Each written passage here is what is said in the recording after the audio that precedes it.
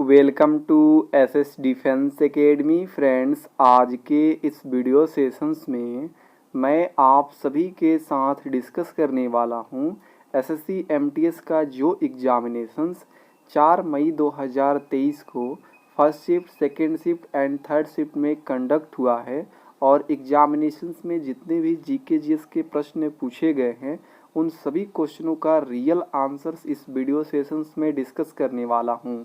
तो जितने भी कैंडिडेट 4 मई को एग्जामिनेशन दिए हैं तो आप लोग यहाँ से अपना आंसर्स मैच कर लीजिएगा। देख सकते हैं मैं तीनों शिफ्टों का प्रॉपर ढंग से यहाँ पे क्वेश्चंस को इंक्लूड किया हूँ। फर्स्ट शिफ्ट में मुझे 25 में से 21 रियल क्वेश्चंस मिला है। सेकेंड शिफ्ट में आप देख सकते हैं 22 रियल क्वेश्चंस मिला है। थर्ड शिफ्ट में आप देख सकते हैं 21 रियल क्वेश्चंस मिला है। और वीडियो सेशंस एंड होने के बाद आप इसका पीडीएफ भी डाउनलोड कर सकेंगे टेलीग्राम चैनल से जुड़ के, जिसका लिंक आपको डिस्क्रिप्शन बॉक्स में देखने को मिल जाएगा। इससे पहले मैं आप सभी को 2 मई 3 मई को इसी तरह प्रॉपर ढंग से तीनों शिफ्ट का जीके जीएस के क्वेश्चंस करा दिया हूं और उसका पीडीएफ भी टेलीग्राम पर अपलोड कर दिया हूं। इसी तरह आपको डेली बेस पे एग्जाम एनालिसिस देखने के लिए आप लोग चैनल से जुड़ जाइएगा, ठीक है। और 5, 6 और 7 को कोई भी एमटीएस का एग्जामिनेशन नहीं हुआ है। इसके बाद 8 को होगा, तो 8 को मैं आपको एनालिसिस दे दूंगा। देखिए फर्स्ट प्रश्न पूछा गया था फर्स्ट शिफ्ट में, सुल्तान जौहर कप 2022 किस देश ने जीता है? तो ये भारत ने जीता है। नेक्स्ट प्रश्न पूछा गया था, 5वें खेलो इंडिया यूथ गेम्स का मेजबान करने वाला राज्य कौन है? तो है मध्य प्रदेश। नेक्स्ट प्रश्न पूछा गया था, सितारा देवी किस शास्त्रीय नृत्य से संबंधित है? तो ये कथक नृत्य से संबंधित है। अगला क्वेश्चन पूछा गया था, 1529 में बाबर ने कौन सा युद्ध लड़ा था? तो घाघरा का युद्ध लड़ा था। नेक्स्ट प्रश्न पूछा गया था, पृथ्वी की जुड़वा बहन किस ग्रह को कहते हैं? शुक्र को कहा जाता है। संगमरमर का रासायनिक सूत्र क्या होता है? तो CaCO3 होता है। पानी को शुद्ध करने वाले रसायन का क्या नाम है? तो है क्लोरीन।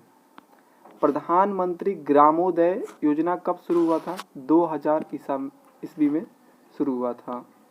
स्वामी विवेकानंद के गुरु का नाम क्या था? तो रामकृष्ण परमहंस था। आगरे के लाल किला का निर्माण किसने करवाया था? तो ये अकबर ने करवाया था। और जो दिल्ली का लाल किला है उसका निर्माण शाहजहां ने कराया था, तो कंफ्यूज मत होइएगा। उगादि त्यौहार किस रूप में मनाया जाता है? तो ये दक्षिण भारत में नववर्ष के रूप में मनाया जाता है।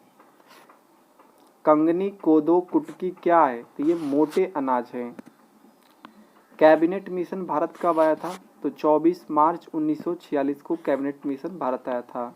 14 क्वेश्चन देखिए, दासी अट्टम किस भारतीय शास्त्रीय नृत्य का नाम है? तो ये भारतनाट्यम का शास्त्रीय नृत्य का नाम है। केंद्र में द्वैध शासन किस अधिनियम के अंतर्गत स्थापित किया गया था? तो भारत सरकार अधिनियम 1919 के तहत। ठुमरी की रानी के रूप में किसे जाना जाता है? तो गिरिजा देवी को जाना जाता है ठुमरी की रानी के रूप में। द प्लेस ऑफ इल्यूजन्स उपन्यास के लेखक कौन सा है? तो ये है चित्रा बनर्जी। 2011 की जनगणना के अनुसार नगरीय जनसंख्या का परसेंटेज पूछा गया था, तो 31.16% हो जाएगा। एनटीपीसी का गैस आधारित संयुक्त चक्रवात बिजली संयंत्र कहाँ स्थित है? तो ये सूरत गुजरात में स्थित है। 20 क्वेश्चन देखिए, किस युद्ध के बाद राजा अशोक ने भैरी घोष के स्थान पर धम्म घोष को अपना लिया था? तो कलिंग युद्ध के बाद इन्होंने भैरी घोष के स्थान पर धम्म घोष को अपनाया था। देखिए ये प्रश्न था संघ सूची में कौन सा विषय शामिल है, ऑप्शन दिया था, तो एग्जैक्ट मुझे ऑप्शंस मालूम नहीं, मैं आपको बता देता हूँ। संघ सूची में टोटल 100 विषय है, राज्य सूची में 61 है, समवर्ती सूची में 52 है। अब सेकेंड शिफ्ट के फर्स्ट प्रश्न पूछा गया था, आर्टिकल यानी अनुच्छेद 43 भी किससे संबंधित है? तो ये सहकारी समिति से संबंधित है। सपेरा नृत्य के नाम से कौन सा नृत्य प्रचलित है? तो ये कालबेलिया नृत्य जो राजस्थान में काफ़ी फेमस है, प्रचलित है। सिरका का रासायनिक नाम क्या होता है? एसिटिक अम्ल होता है। भारत में सती प्रथा का अंत किस गवर्नर जनरल के काल में हुआ था? तो विलियम बेंटिक के शासनकाल में हुआ था 1829 ईस्वी में। गिर वन्यजीव अभयारण्य किसके संरक्षण के लिए प्रसिद्ध है? तो एशियाई शेर के लिए फेमस है गिर वन्यजीव अभयारण्य। मालगुडी डेज पुस्तक के लेखक कौन है? R.K. नारायण है। किस ग्रह के कोई भी उपग्रह नहीं है? तो बुध और शुक्र के कोई भी उपग्रह नहीं है। अकबर के बाद मुगल शासक कौन बना? तो जहांगीर बना था। कार्बिलन कप किस खेल से संबंधित है? तो ये टेबल टेनिस से संबंधित है। पद्मा सुब्रमण्यम को पद्म भूषण अवार्ड कब सम्मानित किया गया था? 2003 में सम्मानित किया गया था। बैडमिंटन में भारत का प्रथम ओलंपिक मेडल विजेता कौन थी? तो ये साइना नेहवाल करेक्ट आंसर हो जाएगा।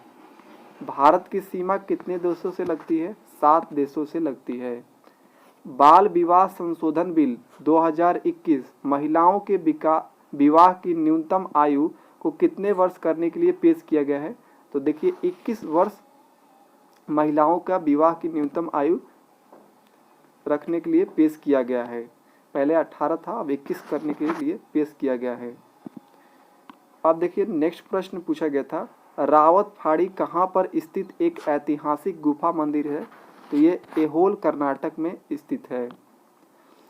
हरे और कोमल तनों वाले पौधे को क्या कहा जाता है? तो साक यानी हार्ब कहा जाता है। हर्ब। दंत चिकित्सा में सबसे अधिक इस्तेमाल किए जाने वाले एनेस्थीसिया गैस कौन सा है? मतलब दांत जो डेंटल होते हैं, डेंटल वाले डॉक्टर वो ज़्यादातर इस्तेमाल करते हैं दांत पे अगर में सूज एथी करने के लिए, सुन करने के लिए नाइट्रस ऑक्साइड N2O। संसदीय राजभाषा समिति को 36वीं बैठक की अध्यक्षता किसने किया था? तो ये गृह मंत्री अमित शाह जी ने किया था। वह पदार्थ जिससे होकर आवेश एवं विद्युत का प्रवाह नहीं हो सकता है उसे क्या कहते हैं? तो उसे विद्युत रोधी या कुचालक कहा जाता है। महिला लिंगा अनुपात से क्या अभिप्राय है? तो देखिए महिला लिंगा अनुपात से अभिप्राय है प्रति 1000 पुरुषों पर स्त्रियों की संख्या।